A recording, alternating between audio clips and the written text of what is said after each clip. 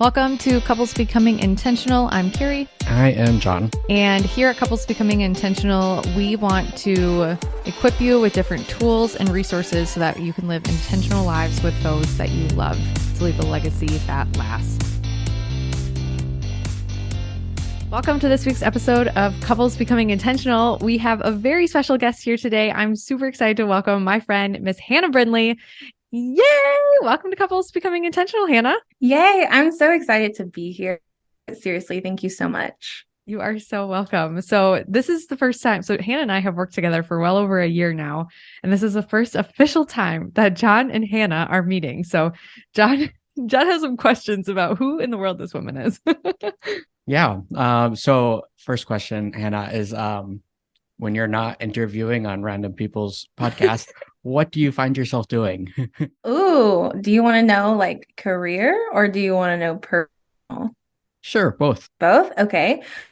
Career-wise, I am a faith-based Christian coach, and I help and start and scale Holy Spirit-led businesses. But in addition to that, I'm a content creator, I'm a writer, I'm a podcaster, and I just love helping Christian women grow and connecting with others and empowering them to move forward on the call that was placed on their hearts. And as for personal life, I love dancing. I love playing games. I love swing dance, blues. I do that often. I like to read books and I love doing brooms and axe throwing. Yeah, I sure. But maybe not like hiking all the time. Hiking's fun. I prefer games. All right. So, You had a good question that you asked me earlier that you were going to ask her. Oh, yeah. Mm-hmm. So what are you passionate about? My passion. I mean, is it cliche to say Jesus? Is that not at cliche? all? Okay. We're also a faith-based. Yeah. I'm really passionate about helping other women, especially like Christian women in business, really learn how to surrender their business over to him and work from a place of overflow from the Holy Spirit, as opposed to, working from a place of overwhelm and burn. We all have a to do when we start striving in our own strength. And so that's what I'm really passionate about. Yes, like I help people grow business. I really like helping them do it from that place, from that heart posture.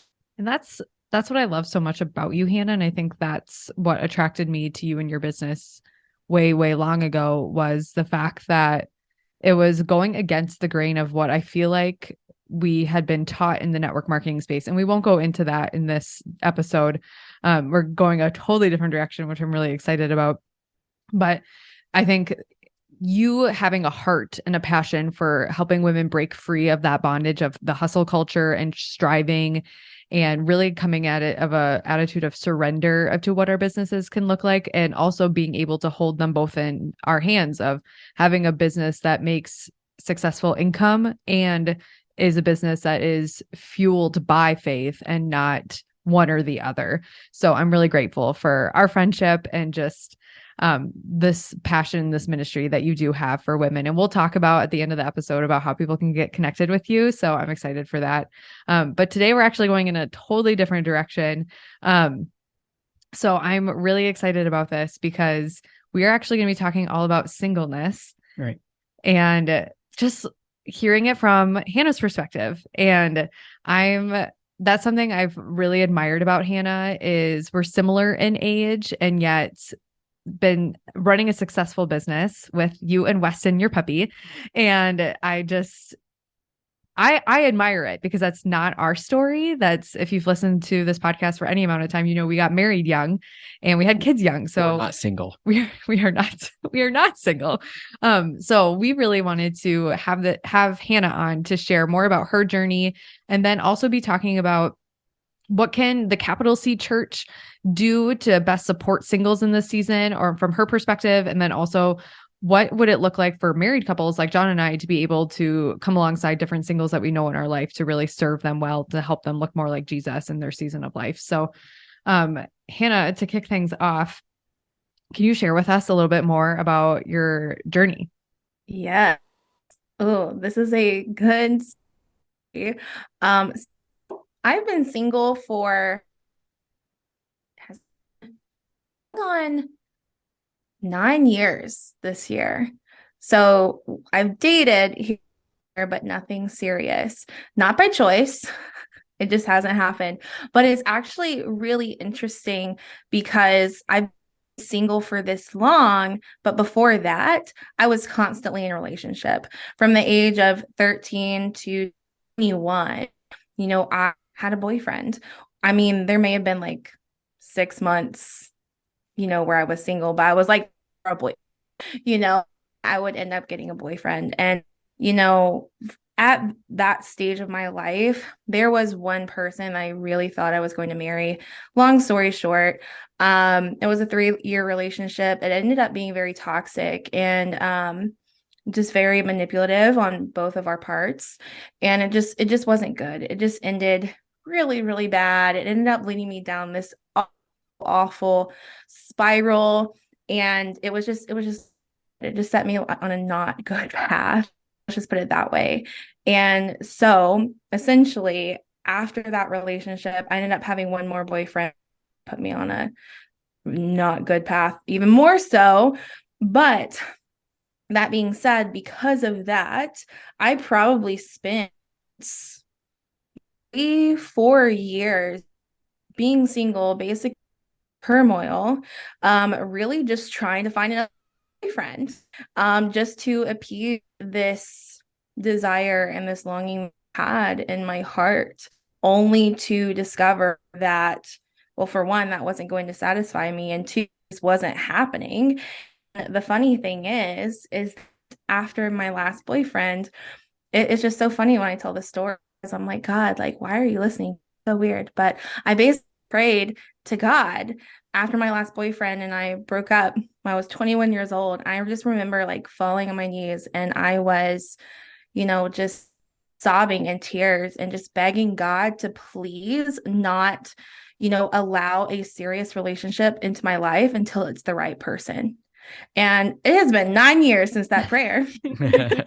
So I guess he's listening, because nothing ever seemed to move into something more serious. And so after that prayer, I things I'm not so proud of in terms of relationships, nothing serious. Basically just lots of things just kind of transpired and led me down this path of like, who am I? What am I even trying to do? And back then, I've always like loved Jesus. I've said I love Jesus, but I was very lukewarm and didn't really understand.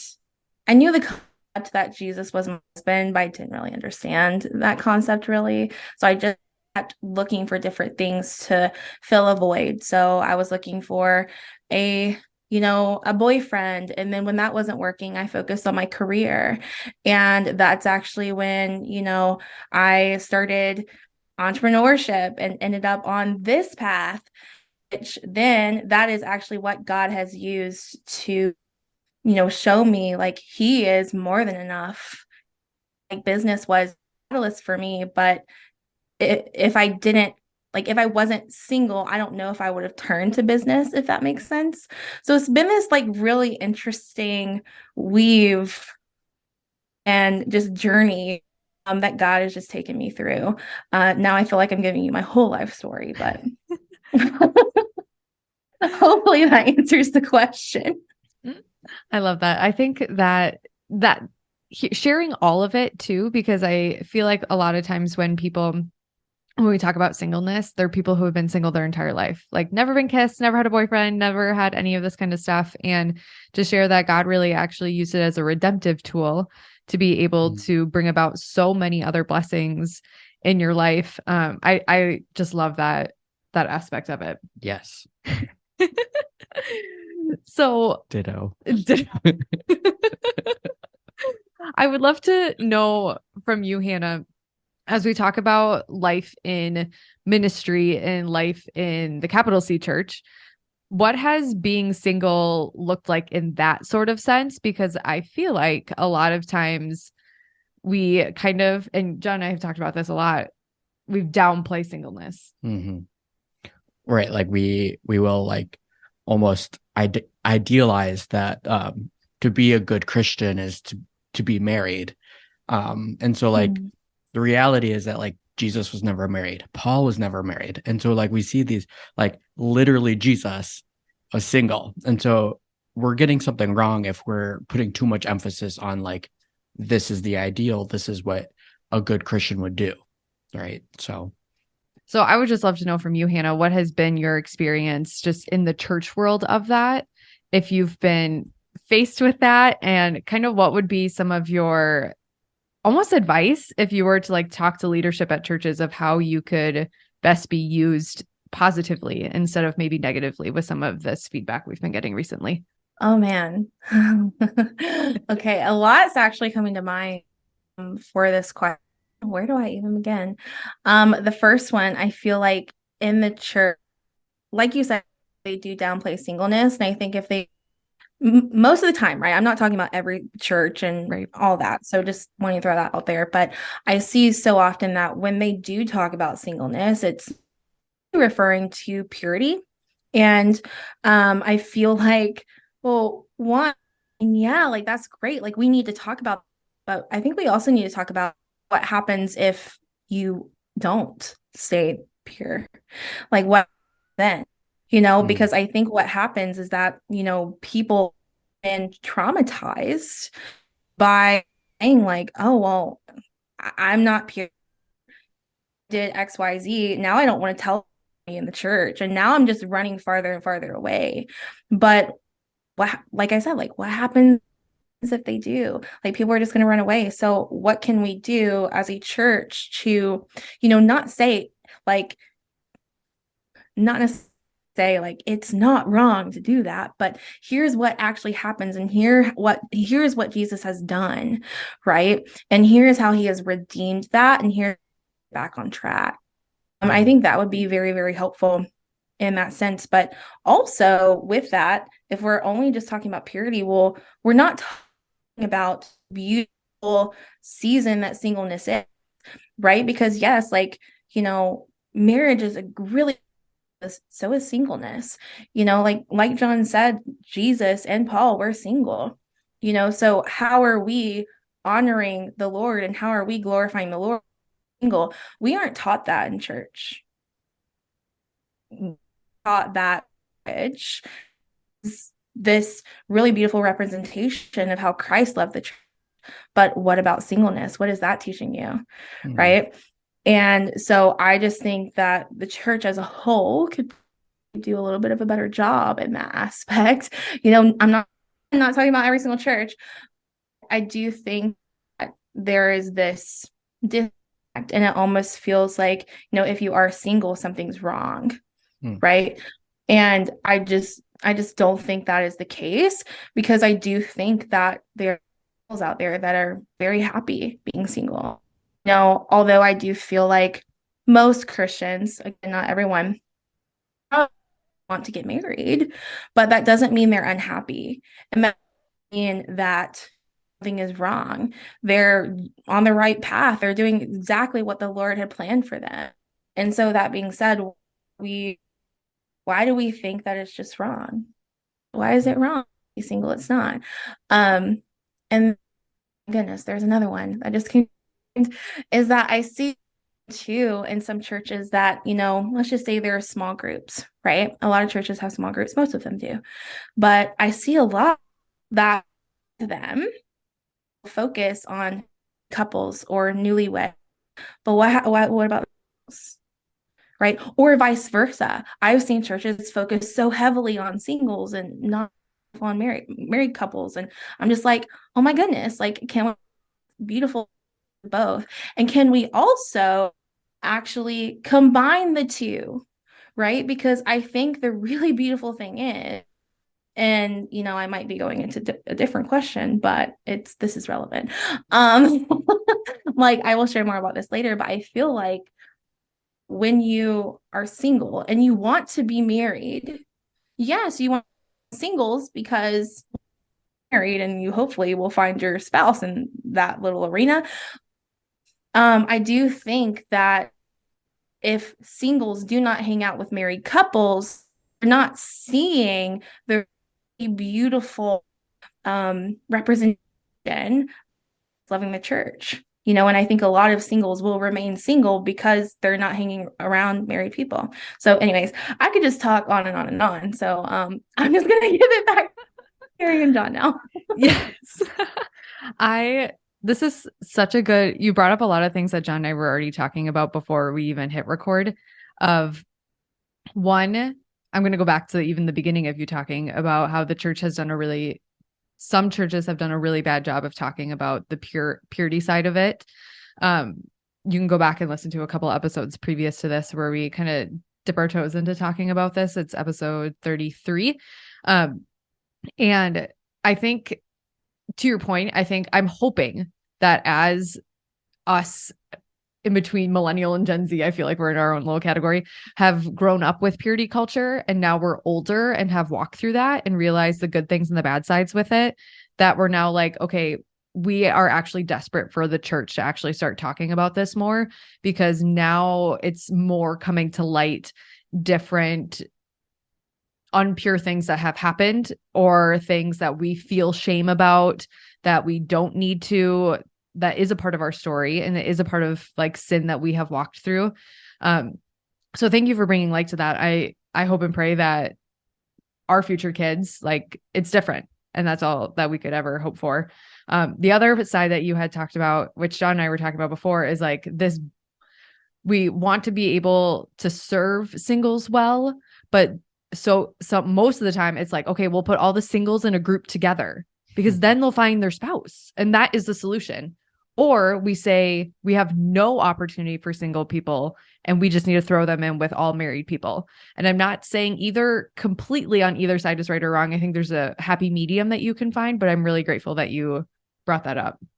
Right. I think the goal of any church should be community. Mm-hmm. And that is a blending of all backgrounds, every single type of person, all equally represented. And that's just, I mean, that's what Jesus, God, desires from his church.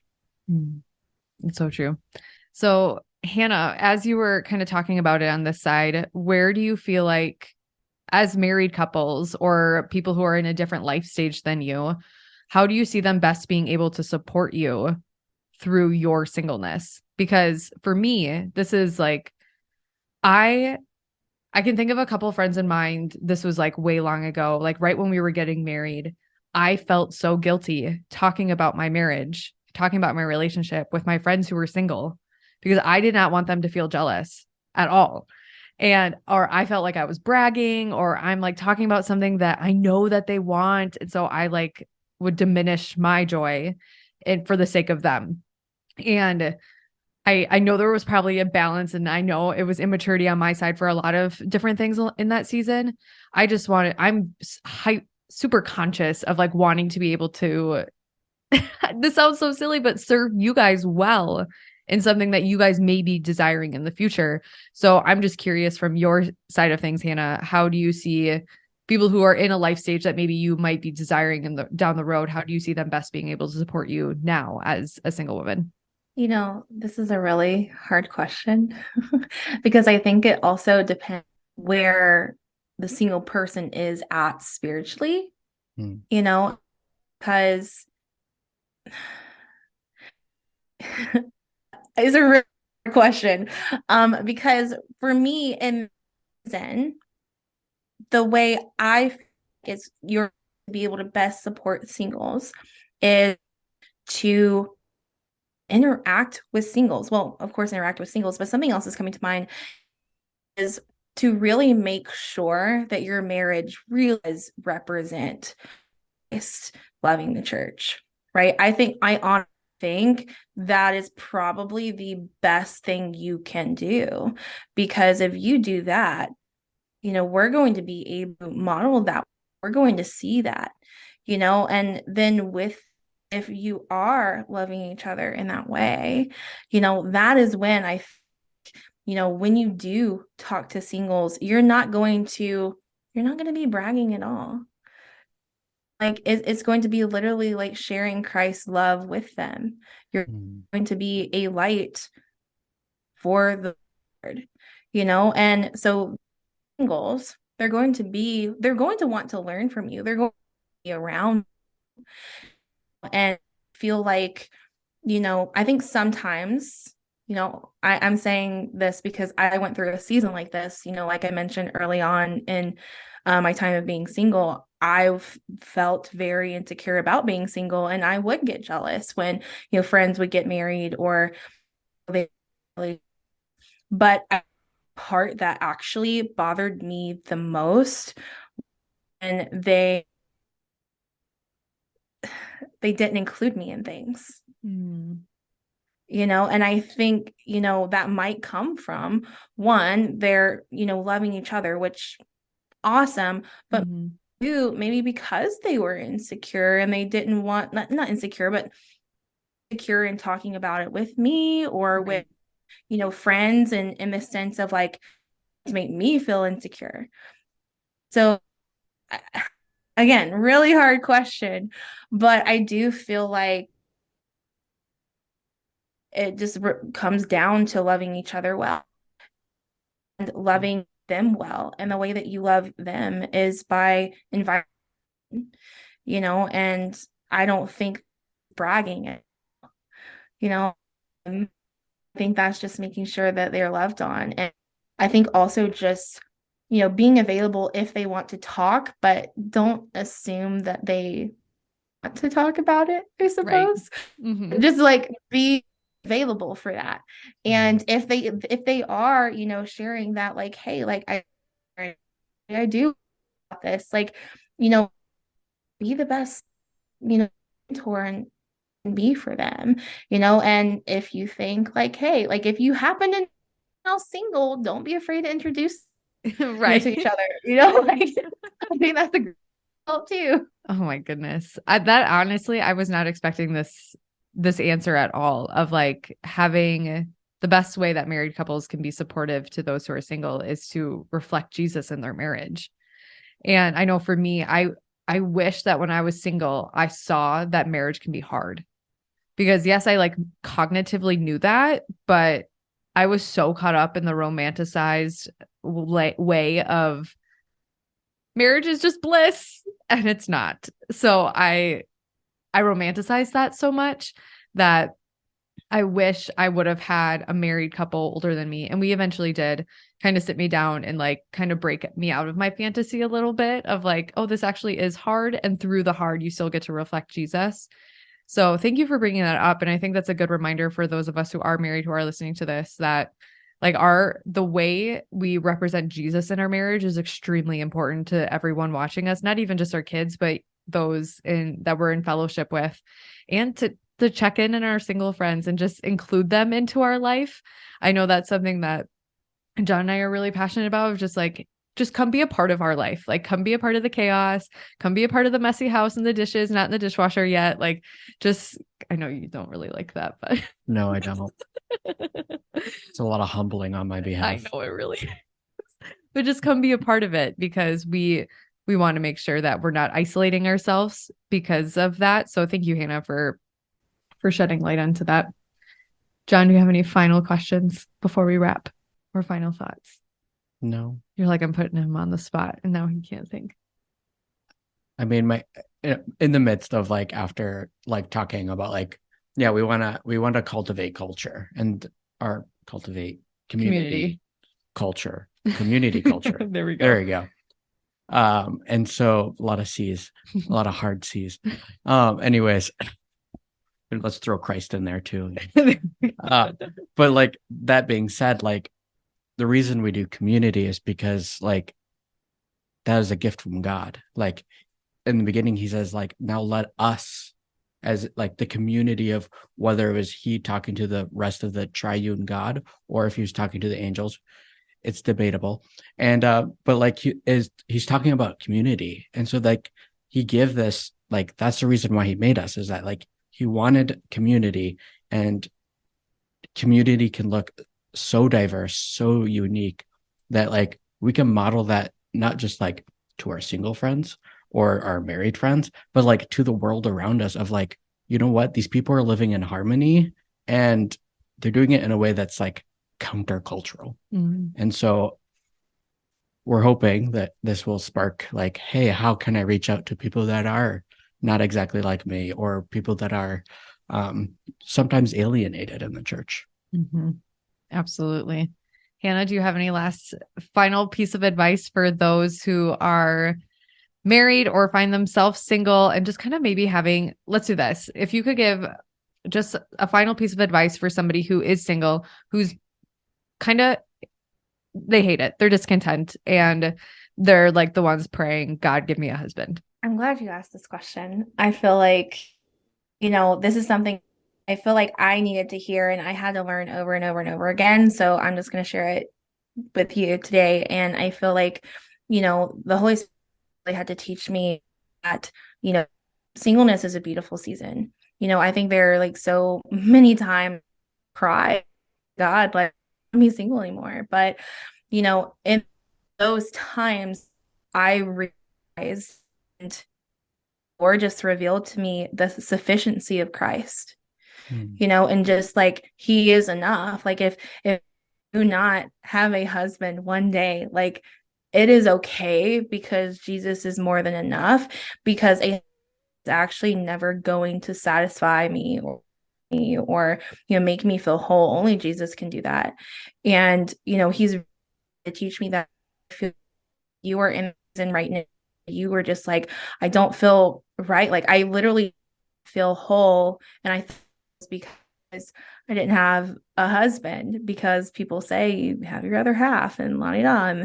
But that's just not the case. And so I just encourage you to the Lord and to lean in to His love, because He is more for you, and He can solve your burden. Not saying like you can't have a desired husband. You absolutely can't have a husband. But, I feel like if it doesn't happen, it is okay, because I'm in this season for a reason. And I think the really beautiful thing with singleness too, that you're able to remain so devoted to the Lord without any sort of distraction. Saying that single people don't have distractions. But I also don't have a husband. And I just feel like that's different. I mean, I can't speak from experience, obviously, but I do feel like that's a little bit different. And I think your focus gets split. And so I think being single, you really get to focus on that devotion. So again, if you're single and you're really hating it, I just want to encourage you to just lean into the beautiful that singleness is, and to devote yourself to the Lord, and miracles will unfold. I love that, Hannah. Well, thank you for joining us for this week's episode. Hannah, can you tell everyone how people can connect with you, and then talk about Rooted and the new exciting thing that's coming? Oh, yeah. So you can connect with me on Instagram. You can find me at Hannah Brindley, Hannah Dley. Carrie and John might put that in the show notes. Yep. Okay, they will. And then if you want to send me an email, you can do so at hannah@hannah.com. And you are a faith-based female entrepreneur. I do have a devotional experience. And I say it's a devotional experience because there's a devotional piece, but there is also like a /workshop piece that goes along with it. It's 3 days. On day one, it's all about versus fleshly desires. So if you have ever wondered if you just have this dream or heart, if it is, or if it is just of your flesh, like this is going to help answer that question. And then day 2 about money mindset as a Christian. And then day 3 is, surrendering just what's keeping you stuck. If you feel like you've been watching or you're staying stuck, that's going to be covered in day 3. And if you want to get access to that, you can do so by going to bit.ly/3 and then day But that is Rooted. And I love it so much good feedback from it. I think I've had it now since late 2020 and it is still going strong. Loving it. So highly really checking it out. And then as for the fun new thing that Carrie mentioned, I am launching a membership for Christian business owners, leaders, dreamers, creators. I'm just launching a space and, it's still in development. I'm not going to lie, but I'm super excited about it because the Lord has just placed 2 years ago, and he's just been it just along the way. And so it is for these women to come together and to hold each other accountable, but also be really making sure that they are just staying devoted to the Lord while also like pursuing their God-given call to CEO, which again, like I mentioned earlier, I'm super passionate making sure that, like we're growing our businesses or, our goal or but we're doing it in a way that glorifies God by not burning out and like just truly surrendering it to the Lord. So that just involves like breaking through like self-sabotaging behaviors and tendencies, spiritual warfare, all the things. So if you want to check that out, you can do so by going to hannahbrindley.com/membership. And then finally, come hang out with me on my podcast. It's called The CEO. I totally forgot to mention that. Yes. So we will have all the links to all things Hannah Brindley down in the show notes for you. She'd love to absolutely connect with you over on Instagram. That's where she loves to hang out, find all of her fun content. And Hannah, thank you again for joining us for this week's episode. Yes, thank you so much for having me. This was so fun. Yay. Okay, guys, we'll see you guys in the next one. Bye. Thanks for listening to another episode of Couples Becoming Intentional. As always, if you have a question that you would like us to answer here on the podcast, you can go ahead and send us an email at jcvhouse@gmail.com, or you can send me a DM over on Instagram at Carrie Bako. We'd love to be able to answer and feature you on here on the podcast. And as always, if there is somebody in your life who would benefit from this episode, feel free to go ahead and send them the link. And if you love this content, we'd love to be able to hear from you. So go ahead and leave us a review over on Apple Podcast. Until next time, we love you and we appreciate you. See you guys. Bye.